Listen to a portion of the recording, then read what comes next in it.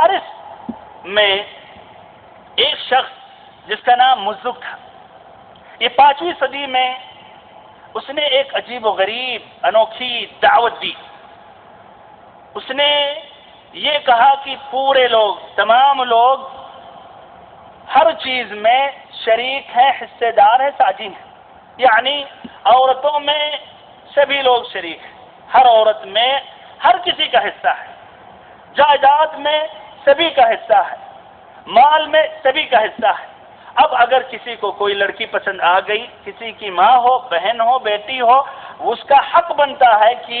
اپنی شہوت اس کے ساتھ پوری کر لے۔ ایسے ہی آپ کے پاس زمین ہے، اچھی زمین ہے، دوسرا قبضہ کر سکتا ہے اگر اس کے پاس قوت ہے اور استطاعت رکھتا ہے۔ ایسے ہی اگر آپ اچھے مکان میں رہ رہے ہیں تو اس کے استطاعت یا اس کے لیے یہ درست قرار انہوں نے دیا کہ اگر وہ چاہے تو قبضہ کر لے۔ اب تصور کیجئے بھائیو، جہاں امن نہیں ہے یا اس طرح عام کر دیا جائے اور کہا جائے کہ سبھی لوگ سب چیز میں شریک ہیں، حصے دار ہیں، ساجی ہیں، تو وہاں کا پھر عالم کیا ہوگا؟ تو اس طرح چوری، ڈکیتی، بربادیاں عام ہوئیں۔ پھر ایسے ہی جو یہ بادشاہ جو گزرے یہاں، جو کسرا، جو لقب ان کا تھا کسرا، جو بھی فرس میں حکومت کرتا تھا اس کا جو لقب ملتا تھا کسرا، اور ایسے ہی روم میں جو بادشاہ ہوتا تھا اس کو لقب ملتا تھا قیصر، اور ایسے ہی حبشہ میں نجاشی، مصر میں مقوقس۔ المہم تو یہ کسرا یا جو حکمراں تھے وہ یہ کہتے تھے کہ ہم لوگوں کی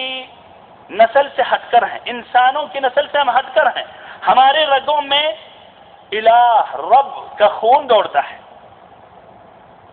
ہمارے رگوں میں الہ کا خون دوڑتا ہے، اور لوگوں سے نہایت ہی اونچے ہو کر بات کرتے تھے اور یہ کہتے تھے کہ ملک کی پیداوار یہ سب کچھ کسرا کا حق ہے، بادشاہ کا حق ہے، یعنی محنت کریں رعایا، محنت کریں مزدور، محنت کریں لوگ، کھیتی کریں، زراعت، تجارت کریں، صناعت، یہ سب کچھ کس کا حق ہے؟ کسرا کا حق ہے۔ محنت یہ کریں، لے کسرا، اور پھر اس کے بعد اگر کسرا کچھ